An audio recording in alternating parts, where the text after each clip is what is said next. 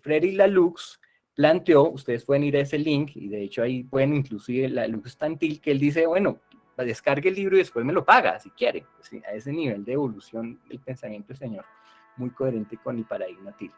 Entonces, él dijo, mire, está el paradigma rojo, que es la fuerza como el elemento fundamental para que se diera no solamente un liderazgo, sino una comprensión de esos liderazgos en las comunidades.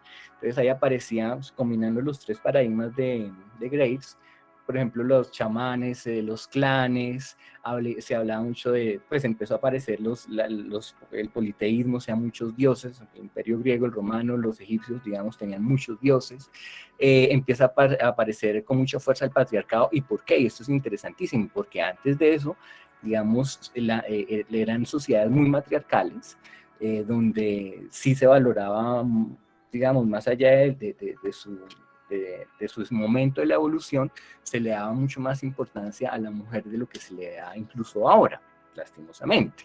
Pero pues como se impone la fuerza, entonces pues surgen como los patriarcados, el machismo, aparecen, digamos, los dictadores, los caudillos. Por eso uno a veces se asombra que en pleno siglo XXI pues todavía eso sea relevante, y aparecen, todos tienen sus luces y sus sombras, ya empieza a organizar la cosa y empieza a ver, bueno, hay unos que saben, otros están aprendiendo, entonces hay como un escenario de transferencia de conocimiento. Ese es el rojo.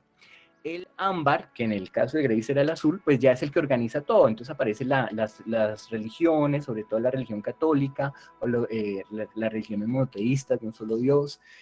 Aparecen las jerarquías, o que aquí pasábamos de tener un Dios supuestamente que era el hombre o el más fuerte, o el ejército, el guerrero más fuerte.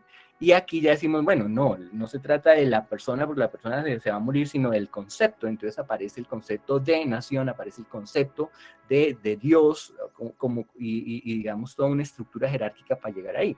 Entonces, sobre todo desde la perspectiva de la religión católica, uno puede evidenciar eso, pero también aquí es donde aparecen los esquemas organizacionales, inclusive la concepción, por ejemplo, de los estándares, la ISO, etcétera, viene de allá, ¿no? Mediante procesos estandarizados. Y aquí, como les digo, la iglesia y los ejércitos. Rápidamente, está el paradigma naranja, que es, como les decía, miren lo de Wall Street, orientado hacia el logro, por encima de lo que sea, y no hacia el poder, que este rojo era sobre el poder, ¿no? Aquí recuerda Maquillan, con las orientaciones que uno puede tener hacia el logro, hacia el poder o hacia la afiliación.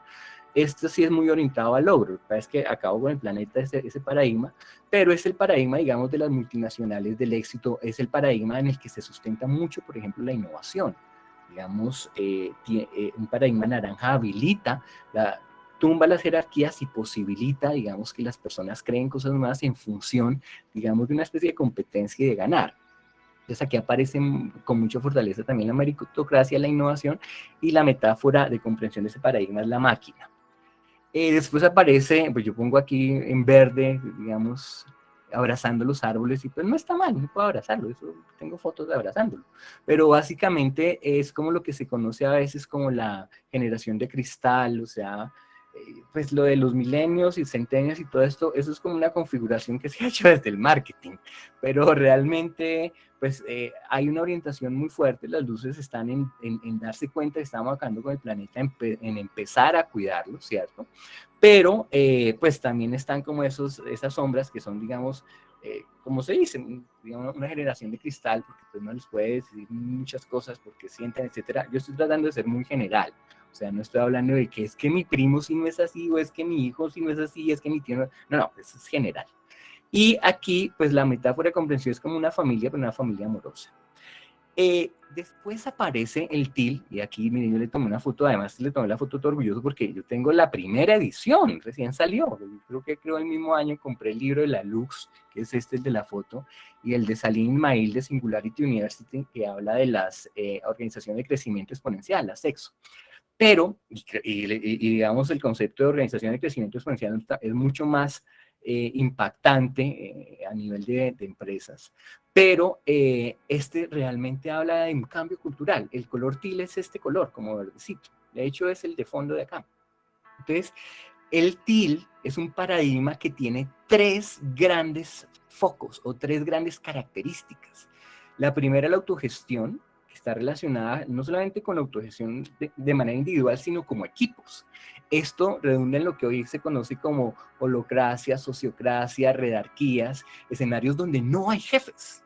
O en el modelo SMO, aunque nosotros lo desarrollamos con el doctor Libardo Ortegón antes de que leyéramos este libro, obviamente no conocía todavía lo de la Lux y mucho menos lo de Graves, pero cuando con Libardo, que en paz descanse, fue uno de mis grandes mentores, yo estaba muy viejito, murió el año pasado, ya tenía 81 años, o no viejito, pero ya estaba muy agotado porque tenía un cáncer.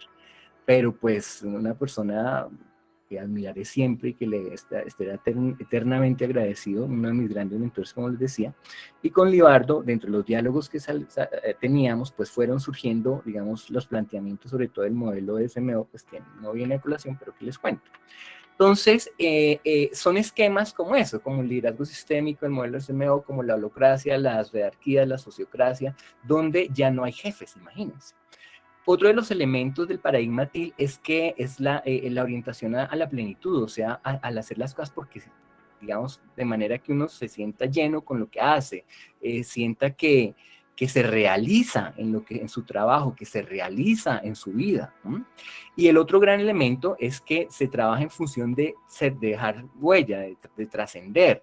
Ahí digo, considera como gran objetivo las personas de la organización el trascender positivamente, dejando huellas ejemplarizantes y o sembrando en el pensamiento colectivo una visión más equitativa, filial, amorosa, y de complementariedad entre las personas, las sociedades y el mundo entero. Y la Lux, y aquí está el link donde ustedes pueden ir, meterse y decir, pague lo que quiera, descarguen los libros, están los dos libros, obviamente está en inglés, y uno de ellos es un libro ilustrado, es lindísimo.